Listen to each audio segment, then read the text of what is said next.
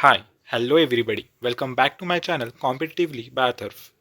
आज के इस वीडियो में हम देखने वाले हैं महाराष्ट्र स्टेट 85% स्टेट कोटा का राउंड 2 का महाराष्ट्र का एमबीबीएस गवर्नमेंट कॉलेजेस का क्या एक्सपेक्टेड कट ऑफ हो सकता है। वो सब कुछ जानकारी हम इस छोटे से वीडियो में जानने वाले हैं। अगर मैं बात करूं महाराष्ट्र स्टेट 85% कोटा राउंड 1 के कट ऑफ की, तो राउंड 1 का cut off as compare to last year बहुत हाई गया था। एसएमएल में भी रैंक मतलब बहुत हाई गया था। एज ऑल्सो मार्क्स में भी कट ऑफ लगभग 20 से 15 मार्क्स से कट ऑफ बढ़ गया था। तो आज के इस वीडियो में हम देखने वाले हैं कि राउंड 2 का महाराष्ट्र स्टेट के 85% कोटा का क्या कट ऑफ हो सकता है। अगर मैं बात करूँ government MBBS cut off 2023 for round 2 for Maharashtra state 85% counselling की, तो जनरल कैटेगरी के लिए लगभग कट ऑफ 578 से लेके 580 तक जा सकता है।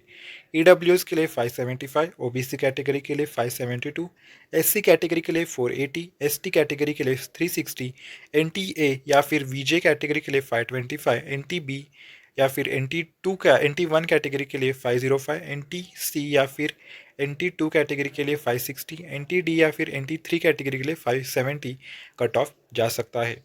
अब ये कट ऑफ देख के आपको ये लग रहा होगा कि इतना ड्रॉप कट ऑफ में क्यों आएगा, या फिर इतना ड्रॉप कैसे आ सकता है कट ऑफ में। अगर मैं बात करूँ तो राउंड 1 में कट ऑफ ओपन कैटेगरी के लिए या फिर जनरल कैटेगरी के लिए था 588, ईडब्ल्यूएस के लिए था 575, ओबीसी के लिए था 581, एससी के लिए था 594, एसटी के लिए था 566, एनटीए के लिए था 530, एनटीबी के लिए था 510, एनटीसी के लिए था 567 और एनटीडी के लिए था 580। तो इतना गिरावट कट ऑफ में क्यों आएगा, ये क्वेश्चन तो आपके मन में होगा। तो इसके लिए भी मैंने बहुत सारे रीजंस लाए हैं। Reason for down in cut off. सबसे पहली बात, कट ऑफ में डाउन क्यों आएगा। सबसे पहले तो पहले राउंड में जो काउंसलिंग हुई थी महाराष्ट्र की, उसमें एक गवर्नमेंट कॉलेज ऐड नहीं किया गया था। ये कॉलेज था MGMIS वारदा, जो कि राउंड 1 में इंक्लूडेड नहीं था। इस कारण से MGMIS वारदा से लगभग 100 सीट्स काउंट की नहीं गई थी। इस कारण से कट ऑफ में ग्रोथ देखा था हमने। सेकेंड राउंड, अगर मैं बात करूँ सेकेंड पॉइंट की, तो लगभग जो 250 कैंडिडेट्स है जिनको टॉप रैंक आया है इस बार के नीट एग्ज़ाम में, तो उन्होंने क्या किया है, उन्होंने साइमल्टेनियसली AIQ में भी अप्लाई किया है, उसके साथ ही साथ उन्होंने स्टेट काउंसलिंग भी अटेंड की है। इस कारण से AIQ और स्टेट काउंसलिंग लगभग एक साथ चल रही थी राउंड 1 के केस में। इस कारण से उनको AIQ में भी अलॉटमेंट हुई और स्टेट में भी अलॉटमेंट हुई। पर अगर हम देखें AIQ की काउंसलिंग और AIQ के कट ऑफ्स, तो AIQ के कट ऑफ्स लगभग स्टेट काउंसलिंग के कंपैरिजन में बहुत इतनी ज़्यादा ग्रोथ नहीं देखी गई है। लगभग अगर मैं राउंड 1 की बात करूँ तो जनरल कैटेगरी का राउंड 1 का कट ऑफ और पिछले साल का राउंड 1 का कट ऑफ देखूँ, तो सिर्फ 15 से 13 मार्क्स का ग्रोथ हमको वहाँ पे देखा है। पर as compare to state counselling में लगभग 20 से 25 मार्क की ग्रोथ हमने देखी है। इस कारण से मैक्सिमम लोग क्या ऑप्ट कर रहे हैं कि मैक्सिमम लोग देख रहे हैं कि वो AIQ से कॉलेज ले, क्योंकि AIQ में कॉलेजेस का जो कट ऑफ है और टॉप कॉलेजेस का जो कट ऑफ है वो लो है एज़ कम्पेयर टू स्टेट के कट ऑफ्स। इस कारण से जो टॉप के 250 कैंडिडेट्स हैं उनको अच्छा एम्स अलॉट हो गया है AIQ से, या फिर अलॉट होगा राउंड 2 में, क्योंकि राउंड 2 का भी अगर मैं कट ऑफ बोर्ड देखूँ AIQ का, तो वो लगभग सिर्फ 5 मार्क्स ही कम है as compare to last year का राउंड 2 का कट ऑफ। इस कारण से बहुत सारे छात्र जो टॉप के मार्क्स में छात्र हैं वो मैक्सिमली AIQ से ही कॉलेज चूज़ करेंगे। ये ऐसा देखा गया है हर साल।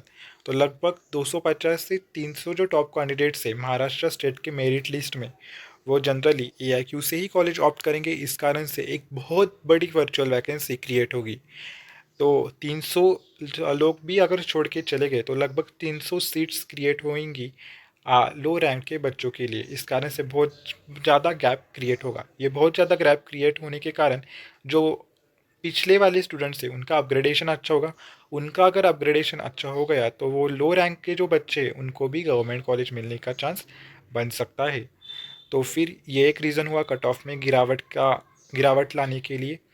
और तीसरा रीज़न जिस कारण से कट ऑफ लो जा सकता है वो ये है कि जो बहुत सारे स्टूडेंट्स हैं जो लो रैंक पे है लगभग 570 मार्क्स से या फिर 580 मार्क्स से, तो उन्होंने होप छोड़ दी है।